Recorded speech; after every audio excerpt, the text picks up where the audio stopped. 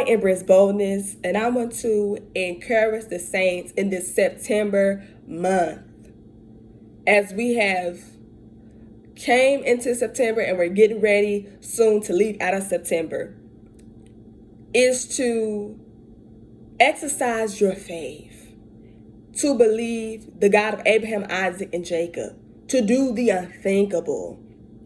We're in this season and in this month thus far, and even now, the Lord thy God, the God of Abraham, Isaac, and Jacob, is instilling in us the importance of faith, the power of our faith, to exercise our faith, to move mountains, to slay giants, to break chains, break fetters, destroy yokes, loose the strong man, to not only be able to come into agreement with other believers around us with like-minded faith, to believe God, to do a work in our lives, to believe God on the behalf of others, to be able to have faith and trust God for the unthinkable.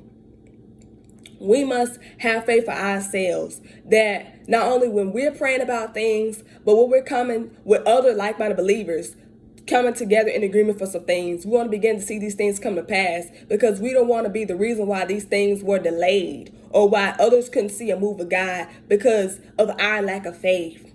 And that's why we cannot waver, because if we're wavering in our faith, if we're shaking our faith, we really don't have no faith, and we really have not trusted God like we've been saying. We've been trusting God since the beginning. And that's why we must continue to evaluate ourselves and ask the Lord to help us with our unbelief.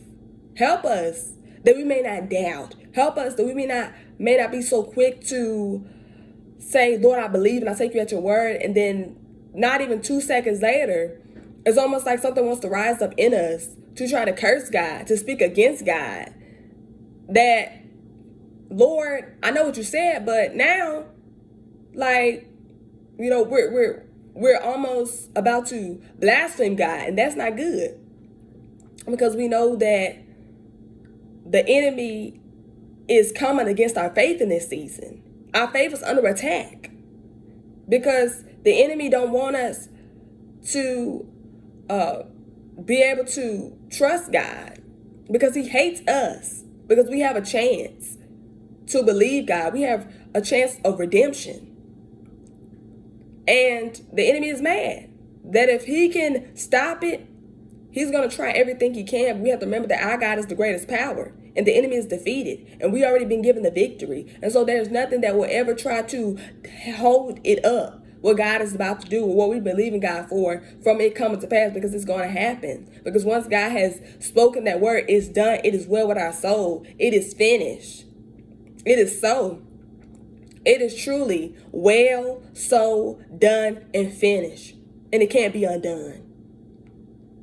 So continue to believe and exercise your faith, saints, because you will not be made ashamed, and it will not be in vain. I love y'all, blessed tribe. Let us rise up and change this evil world that we're living in.